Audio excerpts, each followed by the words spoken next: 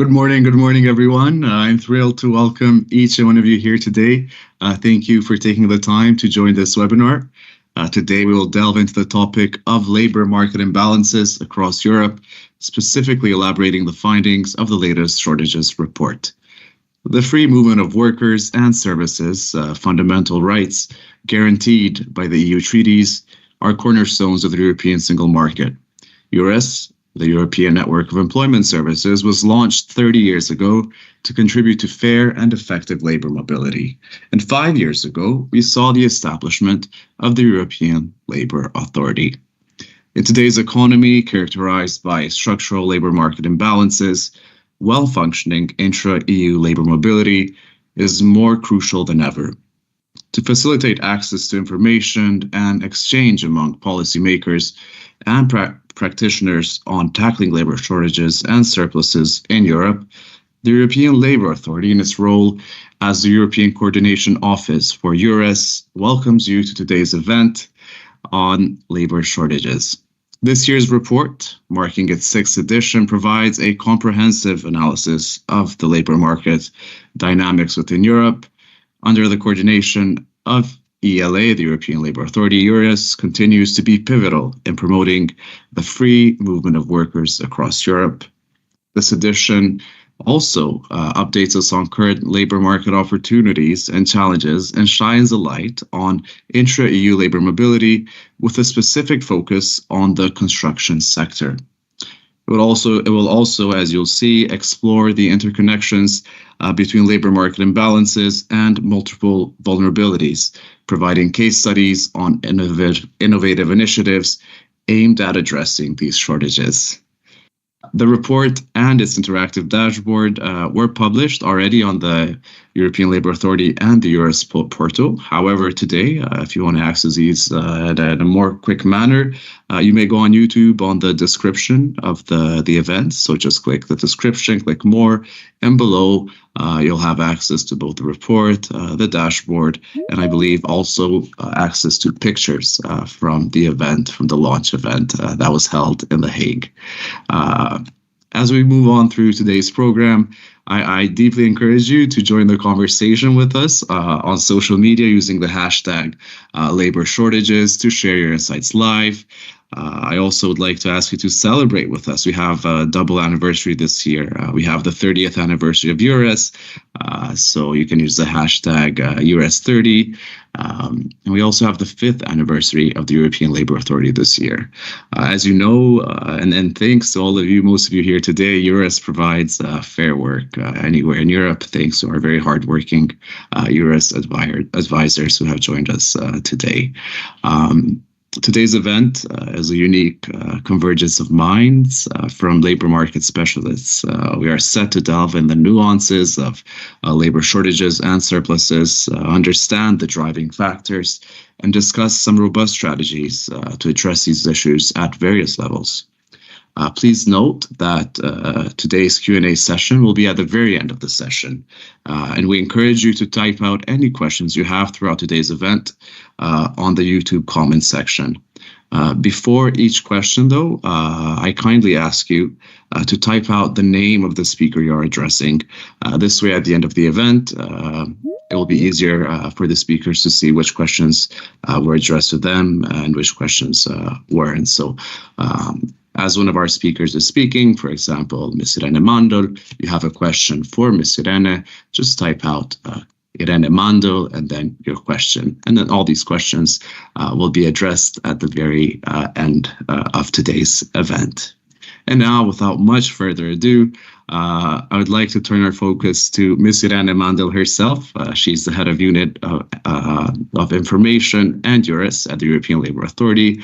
And Ms. Irene, in a video will walk us through the main findings of the latest shortages report.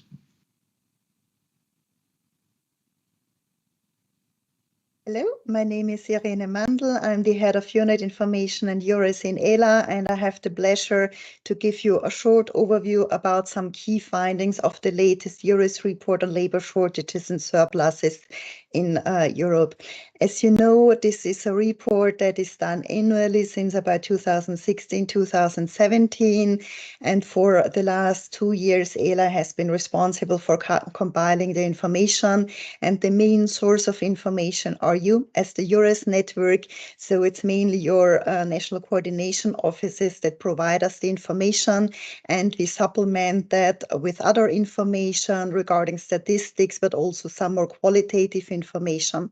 The main purpose of this report is to identify those occupations that are in shortage or in surplus in the EURES countries, but in the last couple of years, we also tried to make it more informative by exploring, for example, the root causes, the drivers, the reasons for why these labor market imbalances come into being.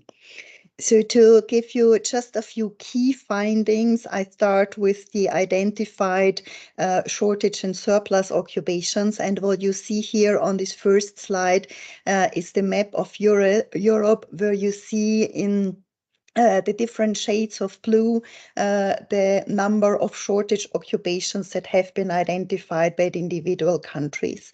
Overall, we are using here the so-called ISCO classification, which has about 440 occupations. And you see that there is quite a variety of the number of occupations that have been identified by the EURES country as being in shortage.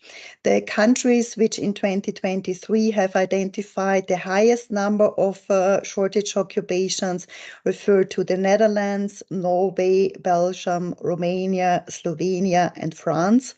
And what we see if we compare this with the last one is that it seems to be spreading. So while in last year's report, we've seen more a centralization of the high number of shortage occupations identified more towards the north and the west of Europe, this year we do not see that big differences, and particularly also in the east, we see this year a much higher number of identified shortage occupations. So it seems to be becoming a more and more pressing problem and challenge in Europe. What you also find when we compare this number of shortage occupations with other labor market data is that in some of the countries that identified a high number of shortages, there does exist a low unemployment and a high vacancy rate, which would be the intuitive one. That is, for example, the case in the Netherlands and in Norway. But we also see in some other countries that there is not this direct link, which means that there are a good number of other reasons next to the general labor market developments which are causing labor shortages.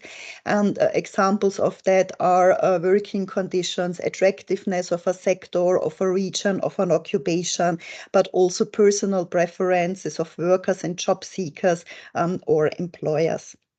When we are now looking into which are the shortage occupations that have been identified, we see, first of all, it is a very wide spectrum. So among these 440 occupations that are in the classification, more than 80% have been identified by at least one of the EURES countries as being in shortage. So that hints again to the point it is a huge and growing phenomenon. Regarding the most common shortages, what you see here on the left side of the slides, they are mainly in the areas of construction, healthcare and other care sectors, ICT and software development and the like.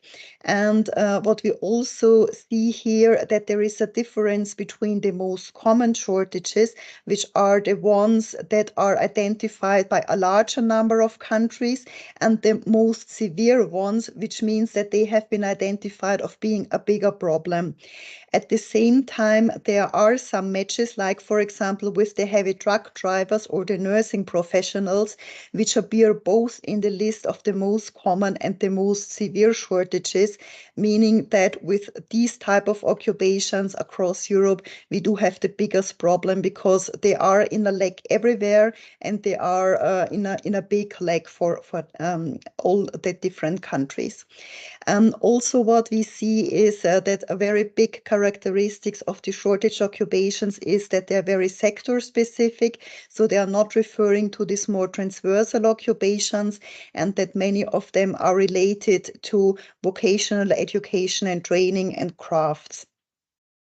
What you also see when we compare this list of identified shortage occupations of 2023 with the previous editions of the report is that many of them appear in the list ever and ever again, which means they are not temporary, but they're really structural, they are persistent, and the ones that you see here highlighted in green, they even become more and more pressing and a bigger problem compared to the previous years. Now, the shortages is only one part of the story. We also still identify surpluses, which means that there are workers which are working in a specific occupation, but that occupation is not so much on demand. And similarly, as we have seen for the shortages, there is a big variety among the EURES countries as regards the number of identified surplus occupations. In that case, the countries which identified the highest number of surplus occupations are Denmark, Sweden, Romania, Latvia, Belgium, Slovakia, Slovenia, and Hungary. And if we compare that with the list of those countries that have identified the largest number of shortage occupations, we see that in countries like Romania, Belgium, and Slovenia, a very high number of both shortage and surplus occupations have been identified. That means that in those countries, the labor market mismatches are the biggest ones. In contrast to the shortage occupations, when we look into what are the surplus occupations, here we see that those are related more to transversal occupations that can be used in many different sectors or parts of the economy. Many of them are related to elementary occupations, so do not require a that high level of formal education. But at the same time, we also do see in those lists occupations like managers or professionals, which means that having a high qualification not automatically means a good employability in the labor market, but it depends on the specific characteristics of the occupation and of the type of qualification that a person attains. And similar as for the shortage occupations, also in the surplus occupations, we see a relatively high spread. So about 2/3 of these 400 occupations in the classification have been identified by at least one of the EURES countries as being in surplus. And why is it now important that we are looking at these surplus occupations? It's because of the affected workers.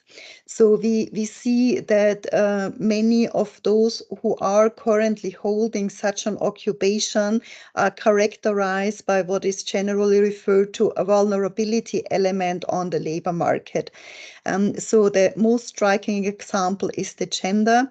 We see among the women that they are highly overrepresented in surplus occupations and underrepresented in shortage occupations, which means that women have a higher risk of losing their job and not being reintegrated in the labor market because the occupations that they are holding, that they're doing, are on less on demand in the labor market. For age and qualifications, we do not see a that straightforward link at aggregate level, but if you look into the individual occupations, you can see that in some of the surplus occupations, there is a very high share of young people and of low qualified people, meaning that they have a similar situation as I just described for the women. Regarding the foreign-born, you will see in the report we differentiate here between those born in another EU member member state and working abroad, and the ones who come from third countries. And also here on aggregate level, you do not see a that big difference between shortage and surplus occupations and the overall economy. But if you look into the individual occupations, then it is striking that there are workers in the surplus occupations who are characterized by this vulnerability. What we did also in the latest edition of the report is looking at what is called multiple vulnerabilities, meaning we looked at those workers that are in the surplus occupations and explored whether or not they are characterized by more than one of these characteristics. And what is found here is that in those surplus occupations that are notably linked to unskilled occupations, the workers in general are characterized by 3 or all 4 of these vulnerability indicators. And that for you as the EURES advisors brings about that they might need a special support, special services, also maybe different ways of reaching out to them. Now, what is also a very interesting element, as you have seen, there are a good number of shortage occupations and a good number of surplus occupations across Europe. Now, as EURES is very much about intra-EU labor mobility, so facilitating the free movement of workers, we also analyzed whether there is a matching potential, meaning whether there is an occupation in shortage in one country and as a surplus in another country, so that at least theoretical job seekers could be motivated to go to a different country to fill the gap there if they are in surplus or in low demand in the other country, or as regards the employers, if they are looking for a job holder for somebody in a shortage occupation in their country, they might want to be looking for the job seeker in another country. And what we found here is that out of these about 370 occupations that are in shortage in one country, at least one country of EURES, they are in surplus in about 250 occupations in another country. So there is a good theoretical matching, but as you know from your daily life, this doesn't happen automatically, but requires information, awareness, advice towards both the job seekers and employers. So there is a big role of EURES, there is a big role of your activities, but at the same time, as we have seen, many of the shortage occupations, they are common, so there will be limited possibilities of making workers move because they are also in demand in their own country. Now, this was just a short snapshot of some key findings. You find more information in the report, which you can download by using either the link or the QR code. We also have introduced a so-called data dashboard where you can explore yourself in more detail, some data, some information, and there will be another presentation in this webinar to give you more information about this one. Now, if you allow me a few more minutes, I also want you to take you into the future, because what we also did recently is not only doing a stock taking about what are the labor shortages and surpluses at the moment, we were also doing a so-called strategic foresight scenario building exercise where we are looking into the future, meaning 2030. And we gathered here a group of experts whom we asked what they think are the most influence factors on labor shortages and surpluses in the next 5, 6, 7, 8 years. And what you see here are about 20 different elements that they have identified to be decisive regarding influencing labor market mismatches. And The most interesting ones are the ones that you see here in the upper right corner. Those are elements that the experts identified of being of very high importance and very unlikely, so that you do not really know how they might be developing.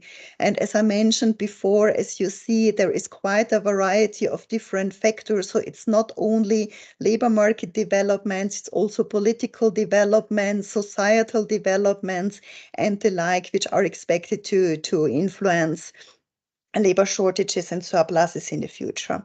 And what will that now mean in terms of the expectations regarding shortages and surpluses by 2030?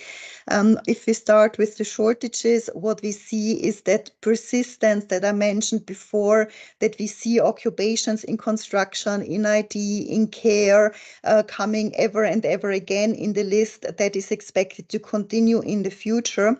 But what we also expect is a higher influence of the so-called green transition. So elements related to greening, climate change, but also IT. Digitalization seems to become more influential as regards labor market imbalances. Interestingly, what we see is that in terms of shortages, it is not necessarily limited to the high skilled, to the highly educated ones, but there's also some expectations that at least some low skilled qualifications will be further needed. Similarly, as we see regarding geography, the shortages seems to be becoming more and more pressing in the north of Europe, while regarding urban versus rural areas, there is not a straightforward picture that depends on how the different influence factors will materialize in the future. Regarding the surpluses, here, experts think that there will be more and more surpluses arising in sectors that are related to tourism, hospitality, and retail, notably in the south of Europe and in more rural and deserted areas. And this has mainly to do, on the one hand, again, with climate change and digitalization, but also with mobility patterns that are expected. In contrast to the shortages, where we do not really see this straightforward picture about high and low skilled, for the surpluses, the experts expect that they will be more affecting the low skilled occupations and routine tasks, meaning that those vulnerable groups that I discussed before might be more affected even in the future. And again, why is this important? Because we assume that there, if that materializes like this, there will be some impact on user groups of EURES. So who will be coming to you as your clients, as your advice seekers, but also what they are looking for. So this might go beyond labor market information, working conditions, but there might be more questions arising, like, for example, related to housing or other social elements and how social policies, including family issues and the like. So if a person is not only moving on their own, but with their whole family. And with that, I stop. I thank you for your attention. I would like to encourage you to look up the report and the dashboard. And if you have any questions and comments in the last session of the webinar, we will take them up and discuss with you. Thank you.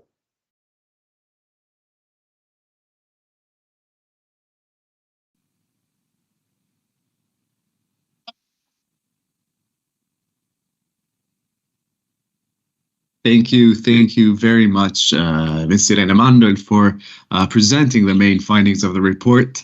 Many interesting findings.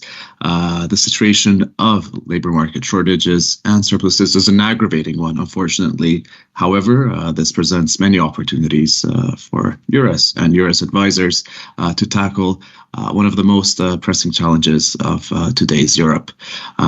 As Irene mentioned already, this year, like last year, we have a dashboard along with the report on shortages. And to present on the dashboard, which comes in an improved version this year, Dashboard 2.0, as it has its dedicated webpage, we have Mr. Robert Komaromi. from the European Labour Authority, who's going to walk us through the main functionalities and the features on of this dashboard and how we can make the most out of it. So over to Robert. Good morning, colleagues. It's still good morning before 11 o'clock. My name is Robert Komaromi. I work at the European Labour Authority at the EURES team, and happy to be here and start to show you how to use the virtual data dashboard, which is part of the surplus and shortage report. Let me share first my screen and start immediately with data. So we are here on the EURES portal under living and working condition. You see that actually previously it was two sections, living and working condition and labor market information. Now we have a third option to browse data, labor shortages and surpluses in Europe. And if you click here, you get the page about the dashboard and about the previous reports back to 2016. Let's start on the top of the page. You can see here English as the browser. The default setting is in English, but if you click here, you can select different European languages, your national languages. For example, if you would like to use the Bulgarian, you can click here. And the Bulgarian colleagues can read here that clicking here, you can give the machine green light to translate this page into Bulgarian. This is very important because this page can be translated into different official European languages. The default is in English, but then because of this machine translation, your customers, your clients, job seekers and employers can read and use their languages on that side. Okay, let's go a little bit down. So if you click here,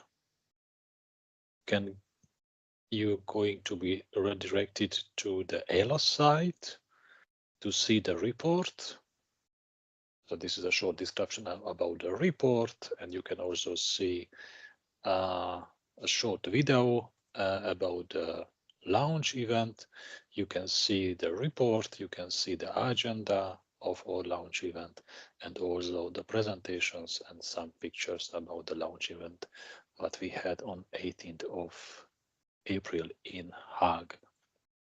Let's go back to the page, and then I scroll down immediately to see the page content of this page. Here is written dashboard manual. I will show you some 5-6 main functions of the dashboard, but if you are interested in and to know exactly what the dashboard can offer to you, you can click here to download the dashboard manual. This is the manual to users. Let's go up to the first page. And then please go through, read slowly the different options. You can see here in the red boxes the most functions of the dashboard. I think this is very user friendly.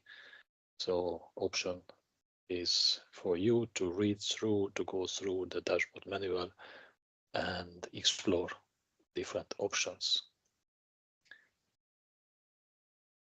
Okay, and then again, I go a little bit down to show you the definitions. If you click here on the left-hand side, you can see the definitions that we use in the report. And if you go step by step down, you can see the different annual publications of the report. So here, if you click, you see the 23 publication, 22 publication, 21, and so on. The first publication was in 2017.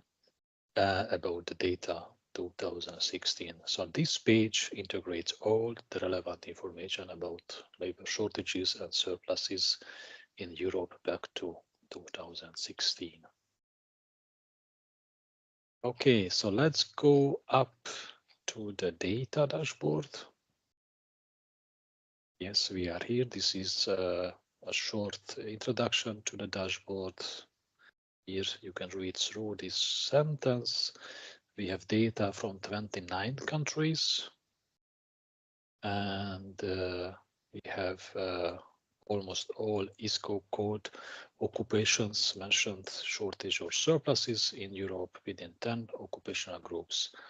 And here you see the identified shortage and surplus occupations. But the question is where they are. So where are the shortages and surpluses in Europe?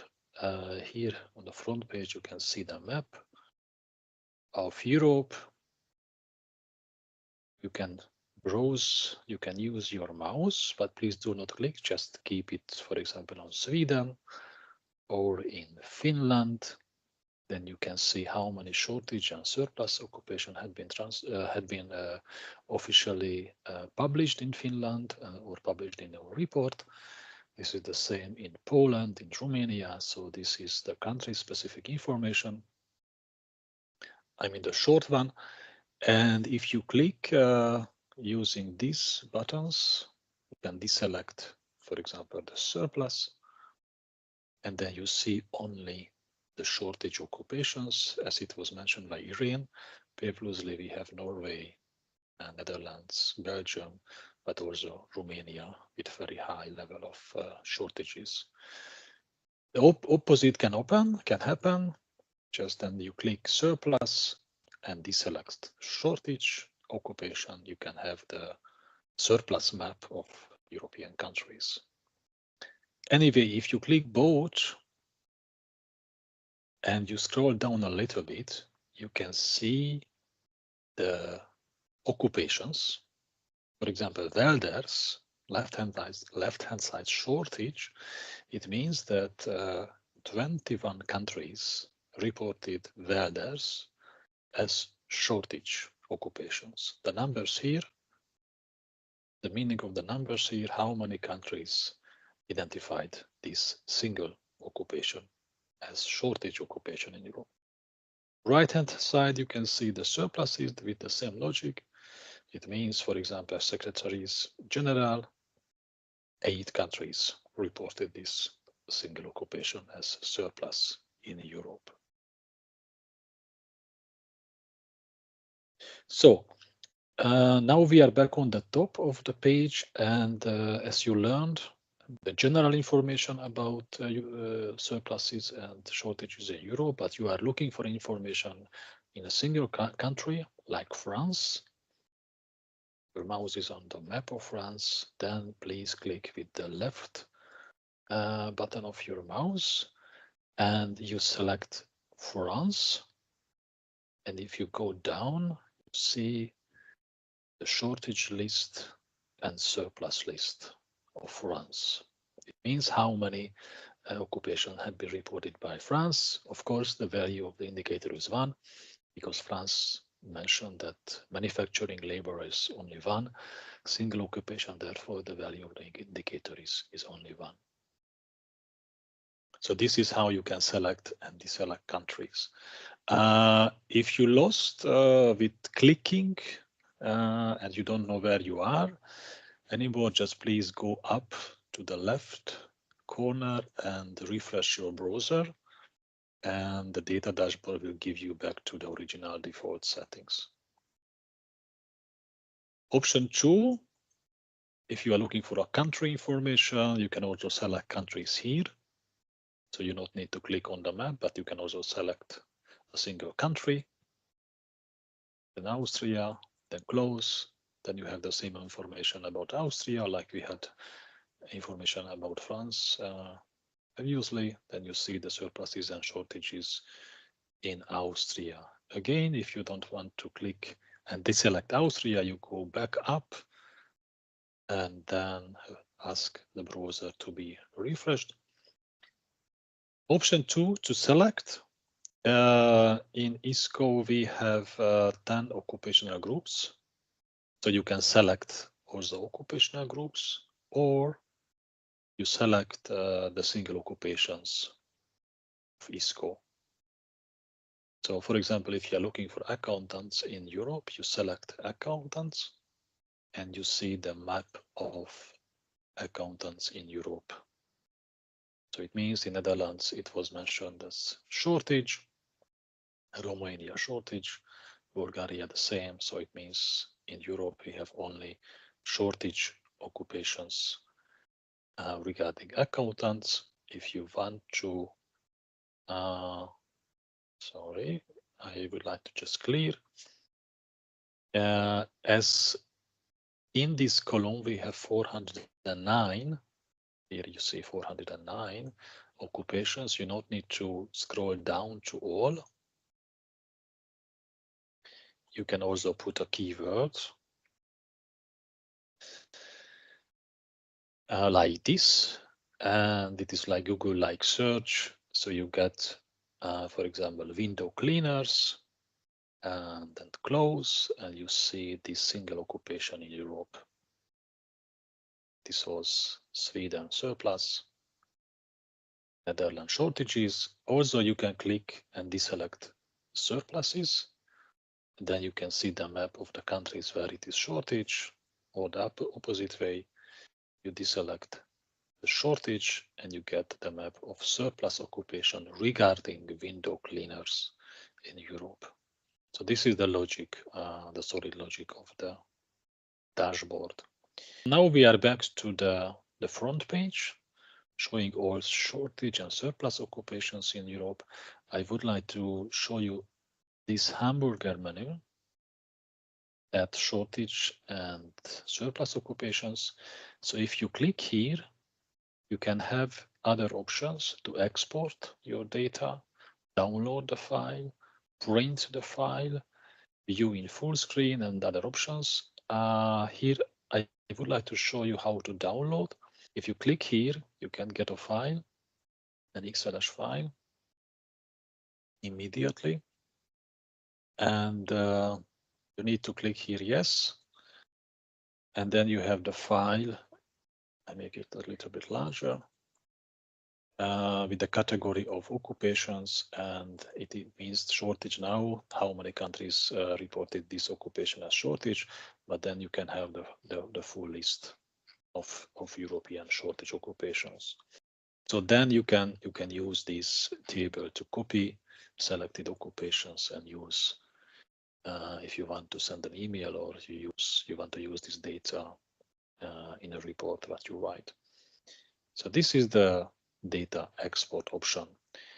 The last function what I would like to show you is the cross-border matching potential. I think this is one of the most important function of the dashboard to a EURES advisor or EURES staff to find possible cooperation with other colleagues. In this case, I would start with the report again.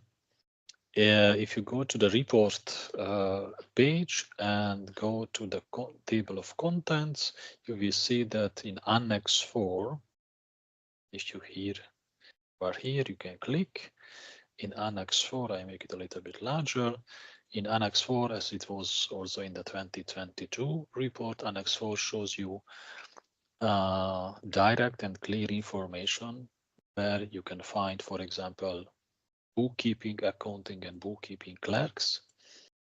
This occupation is in shortage in Germany, in Finland, France, Malta, Norway, and Poland. But if a German employer or a German EURES advisor who is helping to the German employer would like to know where you can find accounting and bookkeeping clerks in Europe, it is listed in, for example, Belgium, Denmark, Estonia, Latvia, Sweden, Slovenia, and Slovakia. So then you have the list to cooperate with other countries. So this is already in the report, as was last year, but in the dashboard you can have the same function. So in this case, you have to select an item. Select an item means you should know what occupation you are looking for. Just put again, for example, window cleaners, and you can select and close. Very simple. And here again, right-hand side map of surpluses, left-hand side map of shortages. It means that in Sweden, this occupation is in surplus, and it looks Romanian EURES, or EURES Netherlands and EURES Belgium are looking for window cleaners because this occupation is in shortage in these 3 countries. So again, if you know what you are looking for, what is the name of your single occupation according to the ISCO categorization, you can click or enter a keyword, you can find your occupation, and then with close, you can have immediately the map of countries ready for operation. Dear colleagues, thank you for your attention. As it was mentioned at the beginning of the presentation, I will be ready to answer your questions during the question and answer agenda point. At the same time, please feel free to use the chat and send me your question, comments regarding the dashboard during other presentation. Then it could give me a little bit time to prepare appropriate answer later this morning. Thank you for your attention.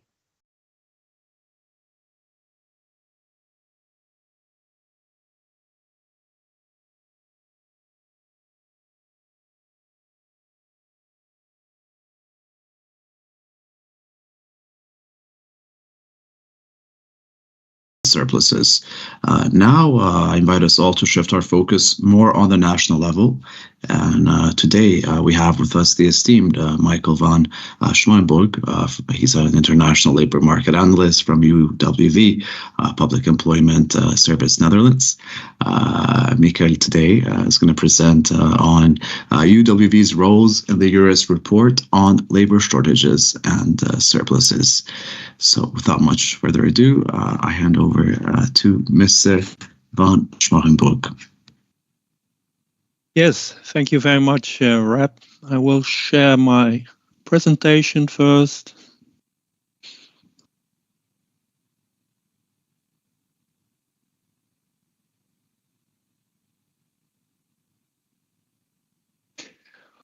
Well, I hope you can see this presentation. Thank you very much. I'm very honored to give this presentation on our organization's role in this ELA report.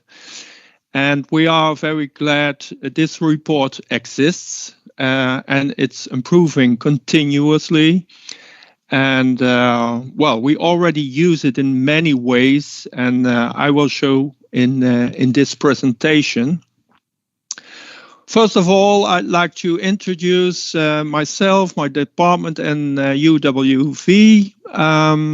We are a large organization, 22,000 employees, and we are not only a public employment service, but we also provide benefits, 1.2 million benefits, unemployment benefits, disability benefits, and sickness benefits. That's almost 10% of the working age population.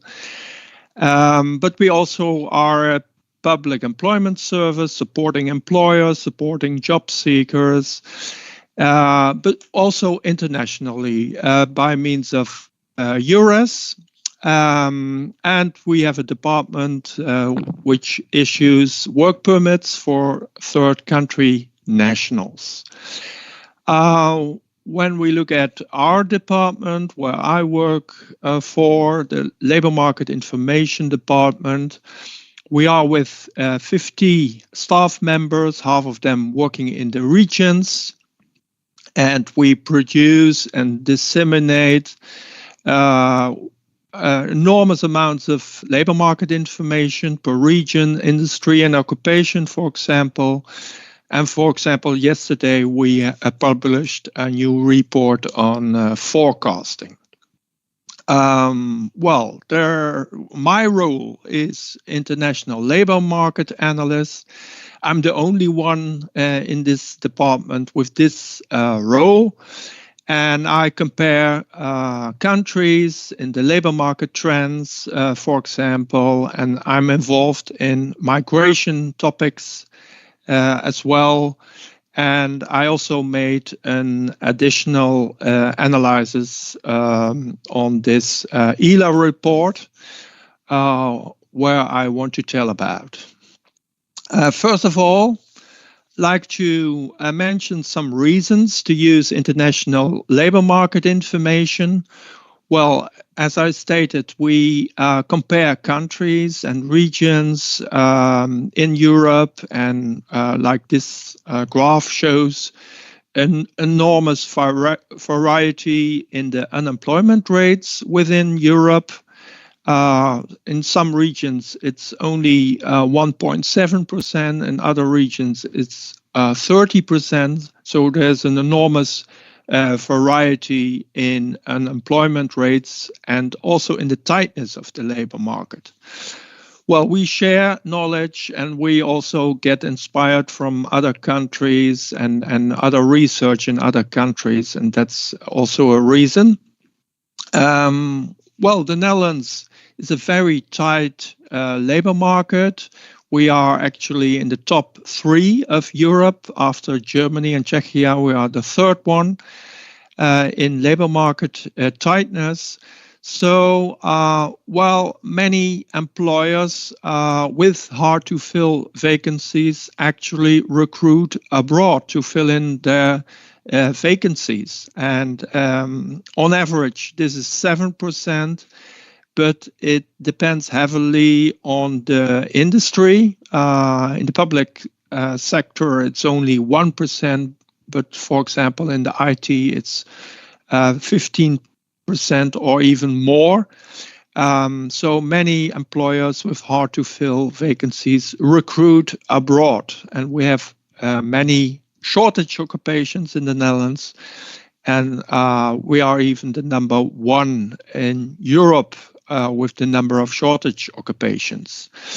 Migration is a very hot topic in the Netherlands. You could say there is a bit anti-migration sentiment right now.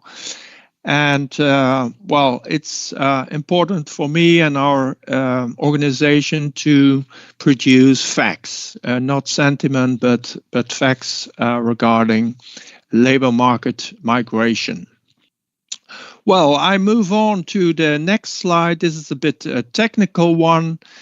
At the right-hand side, you see a list of examples of shortage occupations in the Netherlands with their skill level. Number 4 is the highest skill level. Number 1 is the lowest skill level.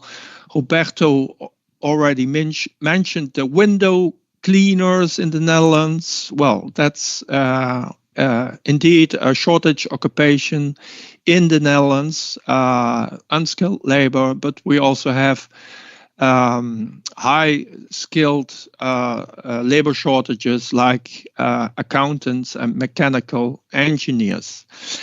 We measure this by a tension indicator, the ratio between vacancies and unemployment. And we developed this indicator. We worked on this since 8 years ago, and we are still developing it. And we also compared 15 different indicators to measure shortages, and we decided the ratio between vacancies and unemployment is the most valid one. Well, it's hard to tell this in a minute or two, but we use online vacancies as a source. The online vacancies are spidered and unduplicated and also weighted to make it representative and consistent. So we weight the data towards the job vacancy statistics. The unemployment, well, we have the labor force survey, of course, but that's not very detailed information. So we use a proxy for it, and we use the number of unemployment beneficiaries shorter than 6 months. This apparently is the best proxy for the number of employed people per occupation. And we classify them in 5 categories: very tight, imbalance, slack, and very slack labor market. Right now, we don't have slack and very slack, but many occupations are in the category very tight or tight. Well, this is in a nutshell the tension indicator. And then I come to the main findings of our additional analysis in the Netherlands. And we did this last year as well. And I must say we got a lot of attention for this report. We even had attention at prime time on the national TV. So, very many policymakers and also employers were interested in the findings. This year we did the same, and this is the main finding, that 64% of the Dutch shortage occupations, there's at least one other European country which experiences a surplus of staff. So the main message is, in most cases, there are a lot of opportunities to find staff within Europe. Well, of course, for the remaining 36%, these are 69 occupations, there's no other European country which experiences a surplus of staff. For example, for nurses, programmers, these kind of occupations. Another finding is the lower the level of the Dutch shortage occupation, the more countries with surpluses. For example, for the unskilled labor, there are on average many countries which report surpluses. And another a result is that on average there are 6 other European countries for these 194 Dutch shortage occupations. So there are in total 29 countries involved in this ELA report. So there are still a lot of countries which don't report a shortage, don't report a surplus, but the market is in balance, you could say. I move on to the next slide.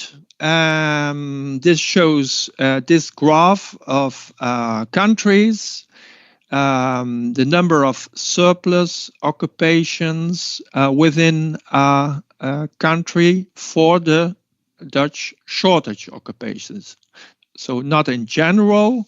For example, in general, there are 146 in Denmark. As Irene Mandl just told, but for the Dutch shortage occupations, there are 55 in Denmark. In Sweden, 49. In France, only 1. So this gives some insights, and I could mention 2 important warnings in this. First of all, 5 countries do not report any surpluses at all. These 5 countries: Italy, Ireland, Poland, Malta, and Switzerland. So this, there could be any surpluses in these countries, but this is not reported. And the second one is that there are some methodological differences, and they could probably overestimate or underestimate the numbers. For example, in Denmark, I could refer to the general tightness of the labor market in Denmark. and then the number for Denmark could be an overestimation of the situation in Denmark. On the other hand, for example, Greece or Cyprus with only 3 surplus occupations for the Dutch shortage occupations. And when we look at the general tightness of Greece and Cyprus, which is a rather slack labor market, there might be an underestimation. So be aware of this. In the next slide, I show the Dutch shortage occupations with surpluses elsewhere. At the left side of the table, you see all the shortage occupations and also the number of countries with surpluses for the shortage occupations with their country abbreviation. For example, in Austria, Belgium, Cyprus, there are surpluses reported for freight handlers. And this is a table with at least 5 countries, but of course we have the total list also with only 1 country which reports a surplus.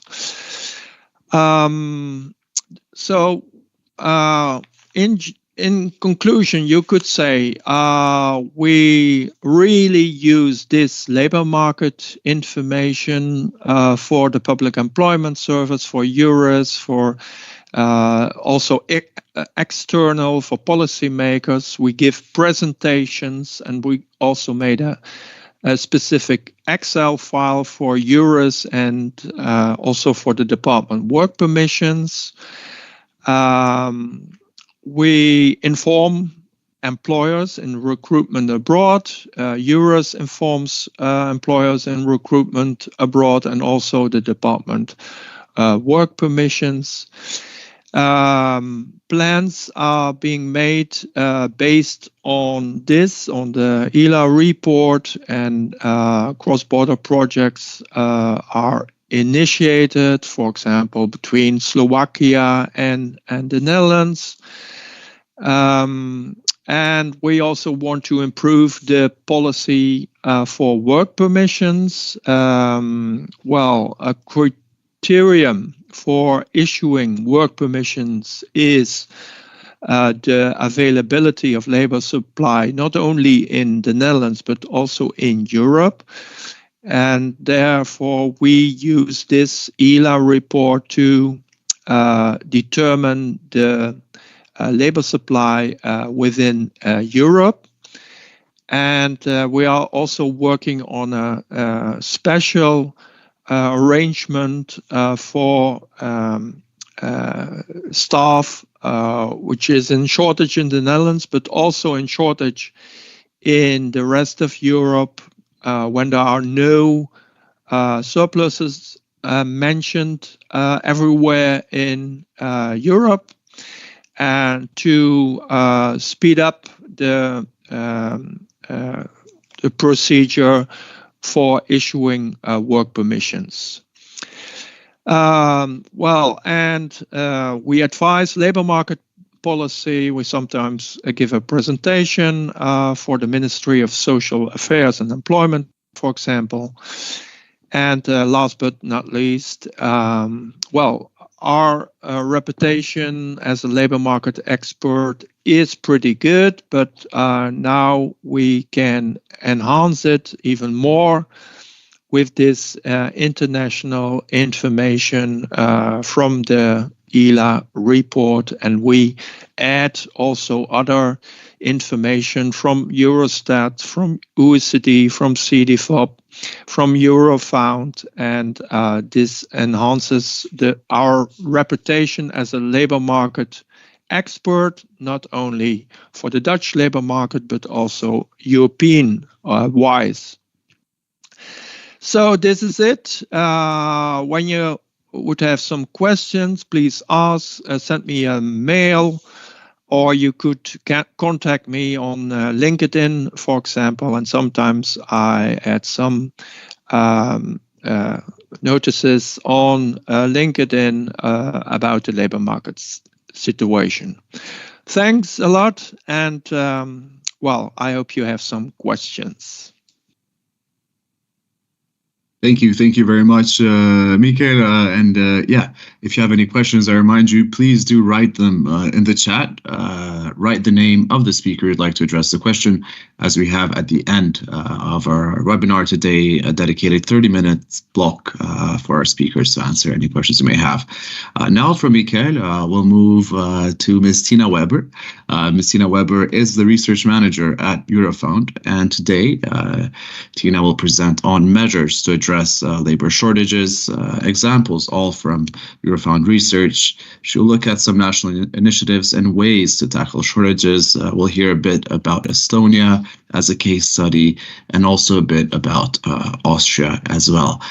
So Tina, over to you. Thank you very much, and thanks for the invitation. It's a pleasure to be with you this morning. I'm just going to share my slides. You will let me know if they are presenting correctly.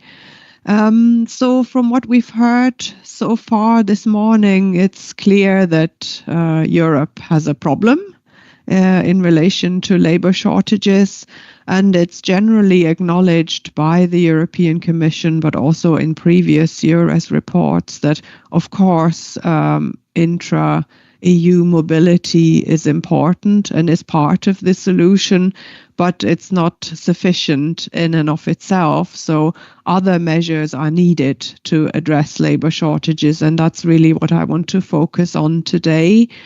And that draws on a 3-year program of research that Eurofound has implemented, which started by looking a little bit similarly to what Ella is also doing at the scale of labor shortages, the drivers of those shortages in different EU countries. But most importantly, the first report really looked at the kind of measures that member states are taking in order to address shortages in their own country.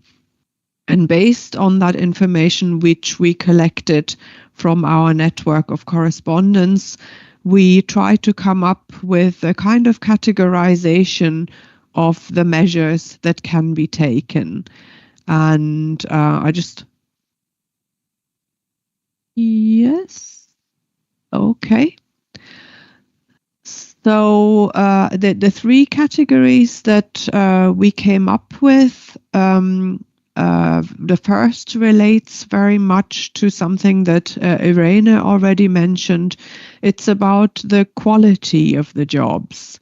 Is there something in the quality of the occupation that deters job seekers, young people, from entering that job? And does something have to be done to enhance the attractiveness of certain sectors, certain occupations?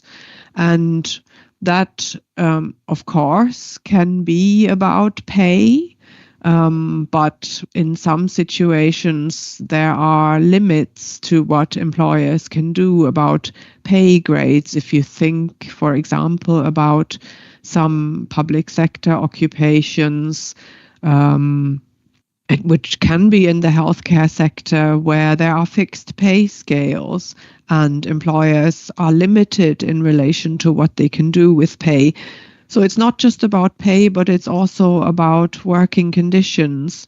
And what Eurofound has done is to develop a job quality index. And if you look at that job quality index, you will find a lot of occupations that are rated as having relatively poor job quality in relation to flexibility in terms of where the individual can work, the kind of say they have over their working hours, but also their physical and social working environment that could be improved. But a lot of these jobs and sectors with poor job quality are in shortage. So here, employers can certainly work with initiatives to try and improve those working conditions. That's one thing. But for some sectors and occupations, it might simply be that young job seekers or unemployed are not aware of those career pathways, how they could develop their career within a certain job that might make it more attractive.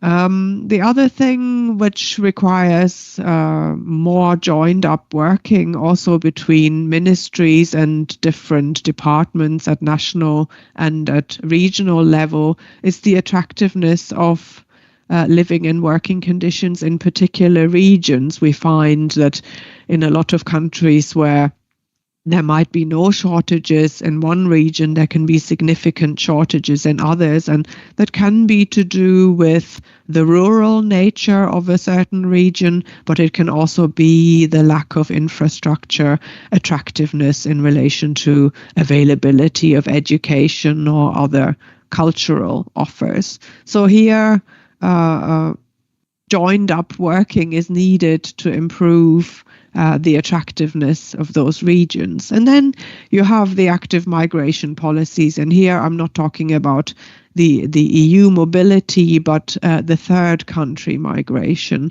And the most recent project we just finalized is about company practices to address labor shortages. And what we hear from a lot of countries is that they're struggling with administrative barriers to migration, that they're struggling to find the right candidates in third countries, and so on. So there is a question about matching foresight also with defining shortage occupations and updating on a regular basis migration systems, making it easier for employers for occupations that are in shortage.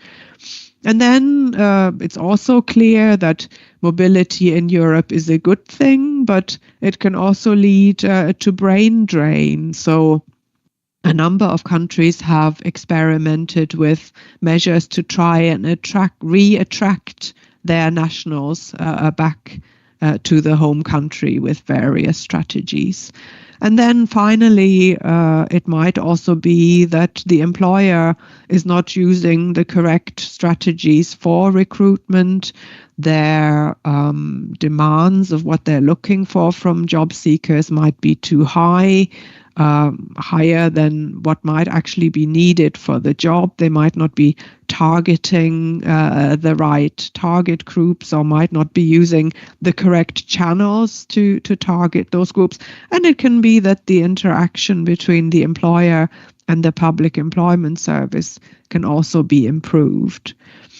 The second category of measures is more a preparatory measure, if you like. So for the vulnerable groups that Irene was talking about, it might even be that they are not able to access training in the first place. They might face geographical barriers. They might have work-life balance issues that need to be addressed before they can access training and then access the labor market. And again, here you have a broader spectrum of types of measures that might need to be taken in collaboration with other government departments, mainly around care facilities and broader active labor market policies to integrate disadvantaged groups, which very much require a multi-agency approach, for example, to reintegrate people that have been on longer-term sickness absence and how to get them back into the labor market. And the final category of types of measures, which we call enhancing the use of existing labor and retaining labor, this is really at the core of what public employment services do. So this is about improving the matching between supply and demand through better foresight, integrating that foresight into education and training systems, collaborating with different partners to improve foresight, and addressing those skill mismatches through really concentrating the delivery of public employment service and other training on those shortage occupations, improving the matching systems through individual action planning, emphasizing workplace-based experience and that closer interaction with employers. And not just to integrate the unemployed or the currently inactive groups into the labor market, but also keeping those that are employed ready for the changes in the labor market. So this is about ongoing skill needs assessment, continuous training opportunities. And then there are other possibilities like employee sharing, other supports for retraining workers, which is mainly about life cycle approaches. And just to give very briefly a couple of examples from the second study that we did, which was a meta-analysis of policies that have been taken at member state level to address labor shortages that have been evaluated at the national level, and that can tell us something about what works in specific contexts, and what it can also tell us about the quality of the evaluation evidence that we have available about what works in tackling labor shortages. And the first thing I would say here, just very briefly, is that in looking at around 40 practices, it's very evident that although they have been evaluated, the evaluation evidence is often quite limited to outputs, so how many people have participated and so on, and not so much about what happens to them in the longer term and the extent to which this has actually addressed shortages.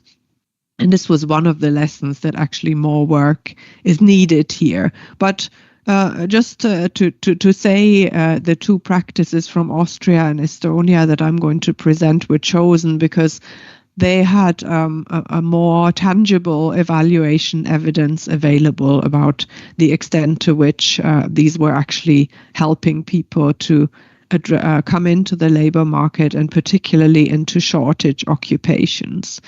So the first one, the Austrian Skilled Employees Fellowship, it's called the Fachkräftestipendium in German.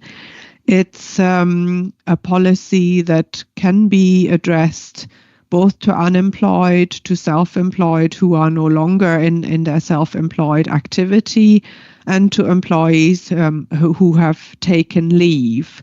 It's a measure that has been in place for over 10 years.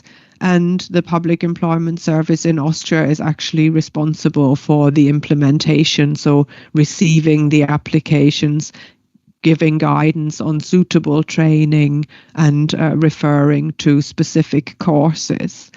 And through the tripartite management board of the Austrian Public Employment Service, they identify shortage occupations which can be supported through this type of training on an annual basis. That list of shortage occupations is amended on a regular basis.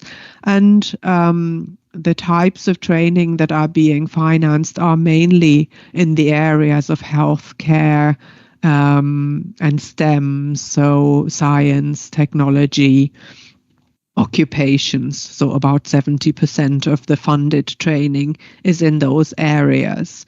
And the training can last between 3 months and 3 years and must be of at least 20 hours per week. That measure has been evaluated twice. As I said, it's been in place for 10 years, and it has around 2,000 to 3,000 participants per year. Half of those train for the full 3-year period that is available, and 70% of those trained are in health and social care. And of all the trainees in this fellowship, 60% are women. There are also migrants and the share of disabled here shown on the slide. What is interesting in this measure is that over the years, there has been an increasing share of individuals participating that are already in employment, which I think says something about the nature of the labor market and lower levels of unemployment over the years.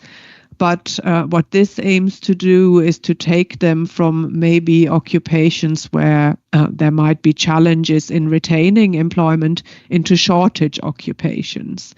And at the time of start in this measure, only 13% of participants were in shortage occupations. Once they have completed their training, a higher share, so 90% are in employment, and 35% of those have switched into shortage occupations. And interestingly, in this measure, there was also a calculation of cost benefit, and the evaluation found that the cost of the measure, which can obviously be significant if it's training for 3 years, but within 6 years, that will have repaid itself, and that's without taking into account more social benefits of that measure that arise to the individual, but also wider society. The second example from Estonia is a bit about shorter type training to integrate people quickly into the labor market or to move them from maybe occupations where they don't have much of a future into future-oriented shortage occupations. It's about training in ICT, and it's an entry-level software development training, which is often called in many countries a boot camp style training. And this was implemented in Estonia because they estimate that in 2021, when this evaluation was done, they needed an additional 10,000 ICT specialists. This program started as a pilot project in 2017 with ESF funding. It no longer has ESF funding, but it was still ongoing at the time that we looked at it. And it's a big collaboration between organizations in the ICT sector, training providers, and the Unemployment Insurance Fund in Estonia. And again, the target group can come from different areas, so unemployed, employees on leave, but because the training is very intensive, it's mainly aimed at the unemployed. And the cost of the training is covered, but there's no remuneration as such, but individuals are obviously still entitled to their unemployment benefit for the 4-month duration of that training, of which half is work experience. In this program, there was a goal to train 500 individuals, and that was achieved. There were 560 odd participants with a 12% dropout. So the 500 individuals were trained. They were mainly job seekers with already some higher level education, but from non-ICT related areas, so from humanities, marketing, public management, and so on. And again, the labor market integration rate was pretty high, with 82% and 55% of those directly in the ICT sector. And that doesn't mean that they were not ultimately working in the IT field. Obviously, you also need IT professionals in other sectors. So here, just some examples of the kind of measures that are taken at member state level to address labor shortages. If you want more information on the full breadth of the type of measure that I discussed in the beginning, you can find them in these reports published by Eurofound. And I would just mention the latest one upcoming for publication is the report which looks at company practices directly, which is also relevant for the public employment services, because very often that involves a collaboration between employers and PES. So you can have a look at those if you're interested. Thank you.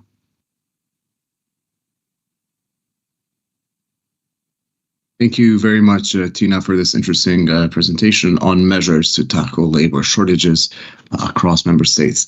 And with Tina's presentation, we have reached the end of the presentations for today. However, now it's time to open the floor to any questions that you may have, the audience watching us today.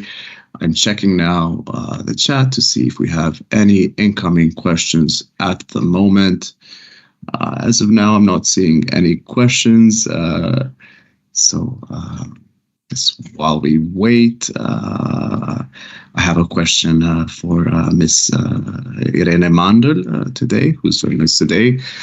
So for Ms. Irene Mandl, I'd like to ask, in fact, as we know that information provision is an essential precondition to alleviate labor shortages, both in regards to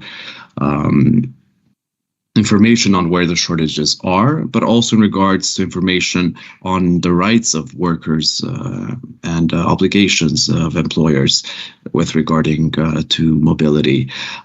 What is the European Labour Authority already doing to fill these information needs, which could prove of paramount importance to address the shortages problem? Yeah, thank you, Rob, for this question. Well, to start with the EURES part of our activities, EURES does have a very clear information mandate in both of the pillars that it is working on, meaning the human network as well as the portal, the digital phase of EURES. So to start with the last one, there are several information sections on labor market information, on living and working conditions. And now, as Robert has shown recently, also a very dedicated section which gives information about the labor shortages and surpluses across countries. So this is where the individual job seekers and the employers, but also the advisors, can find additional information if there is the need for information from other EURES countries. And then, as mentioned, of course, there is the big role of the advisors. They are the direct link to the job seekers, to the employers. They are the regional offices, the local offices where the advice seekers come to, and they have a very important role, because we learn more and more that virtually available digital information is good, but it can't cover everything. And having this combination of personal and tailored advice with the available information on the internet, that is a very important one. Going beyond that, ELA has an even bigger information mandate going beyond what we are doing as the European Coordination Office in EURES. We are doing, since its establishment, a good number of information and awareness raising campaigns in specific sectors on specific key messages that we want to inform, again, both the workers and the employers on. We had a campaign in seasonal work in 2021, in 2022 there was a focus on road transport, 2023 about construction. Currently we are preparing a campaign on the HoReCa sector, as well as on social security issues in cross-border situations. So there is more to come, and also in these campaigns the EURES network is actually quite actively involved and also further disseminates this information. We are also working on website information. For example, there are designated websites in each of the member states on social security information, on posting, on other types of labor mobility. And we offer to the owners of these websites that we help them further improve the accessibility, but also the user-friendliness of these websites. And we also offer this service to those EURES countries who do have a national website, as mentioned, to further improve. And in the same vein, we're also working at European level to further improve the EURES portal. We're also, as ELA, offering local information events where we really go into the member states and assign a group of experts who give practical information to workers, to employers on a specific topic, in a specific sector, in a specific region. So I think it's the importance of the combination of the different tools. Like campaigns, they have a big outreach but cannot go into detail, while the specific events, they are going then into more detail but can maybe only reach 50, 60 people. And last but not least, an element that I want to mention is translations, because also as we are in a cross-country environment, when we are talking about labor mobility, you immediately have the issue of different languages. And also here we learn that information provision works best if it is in your language.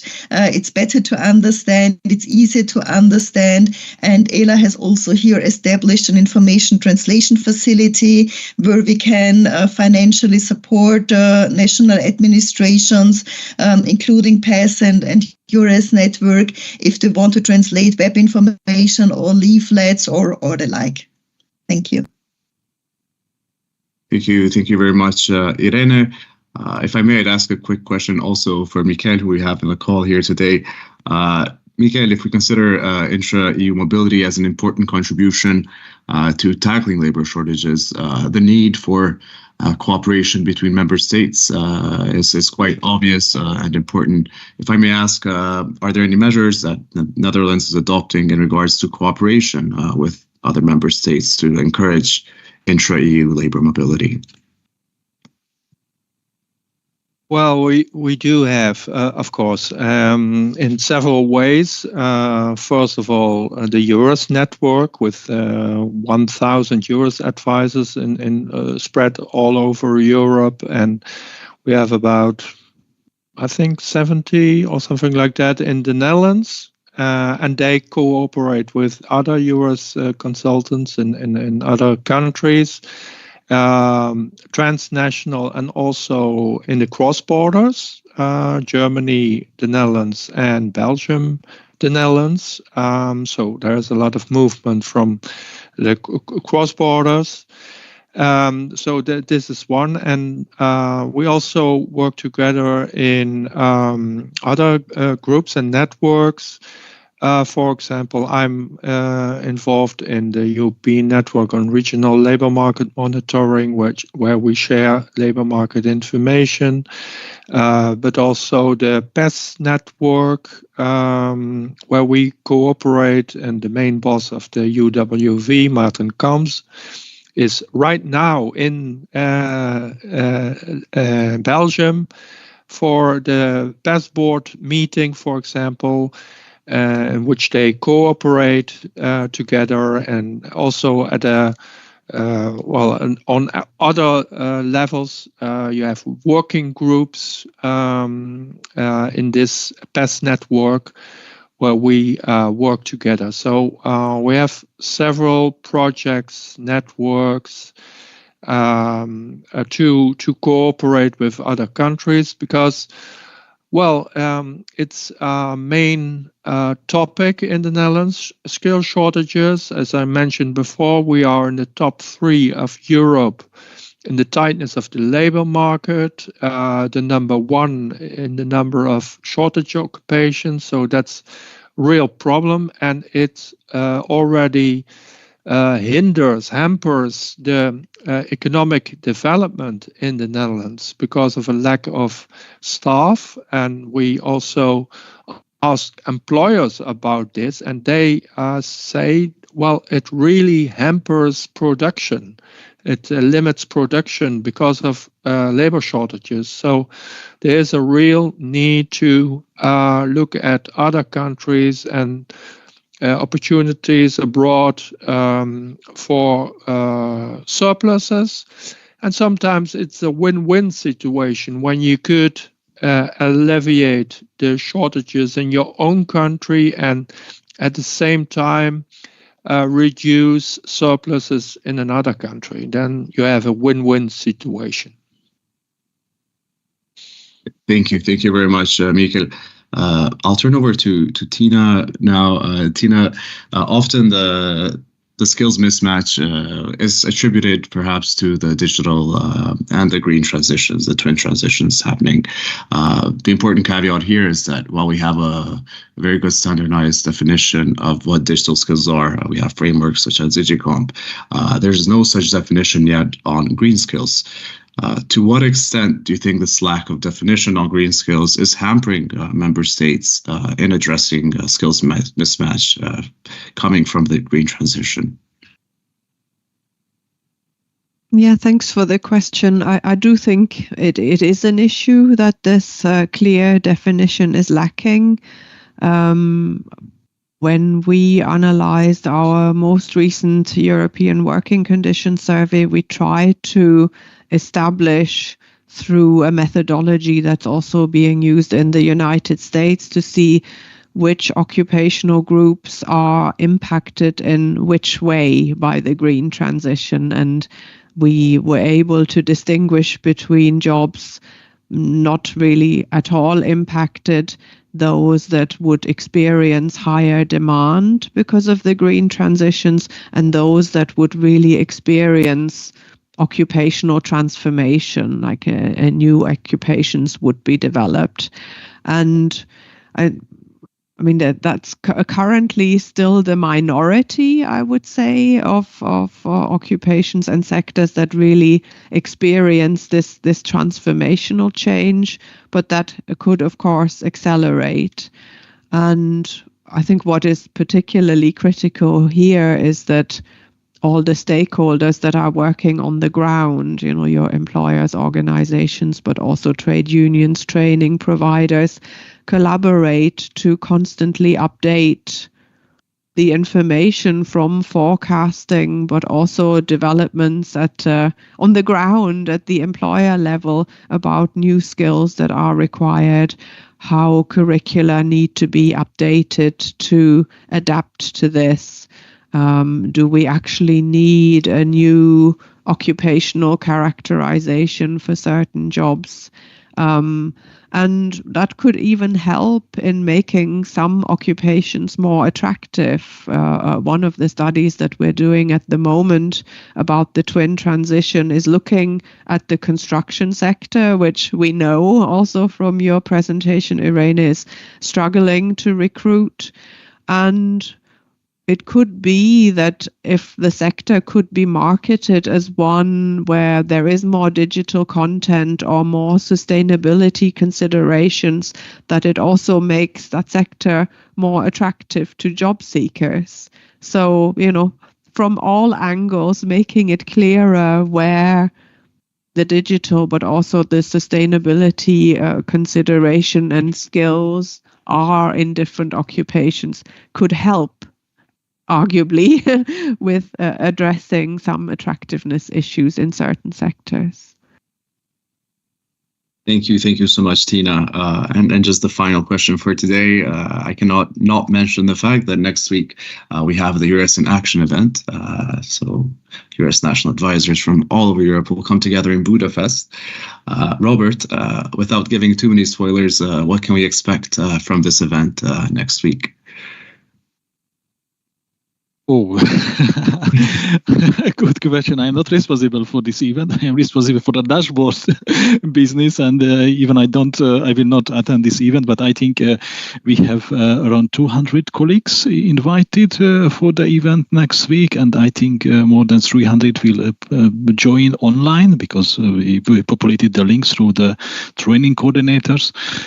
This is a big celebration of EURES because we are 30 years old. Let's say EURES EURES is a 30-year-old network, a little bit older than ELA. ELA is 5 years old, so we would like to combine these two options.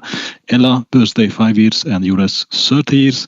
So therefore, we invited a lot of colleagues from Europe, and we celebrate EURES, providing different presentation, gathering, and social activities in Budapest next week, I think. Thank you, Robert. So if there are no other questions, I'm not seeing anything in the chat as of now. We can conclude this webinar. Thank you to all of you who have attended, and thank you to our wonderful speakers, Tina, Robert, Michel, and Irene. Before you leave, we invite you to complete the satisfaction survey, the link of which will be shared right now in the chat on YouTube. And I believe there should also be a QR code on the screen where you could access this satisfaction survey. And with that, I wish you all a pleasant day ahead and a pleasant weekend. Goodbye, and thank you again.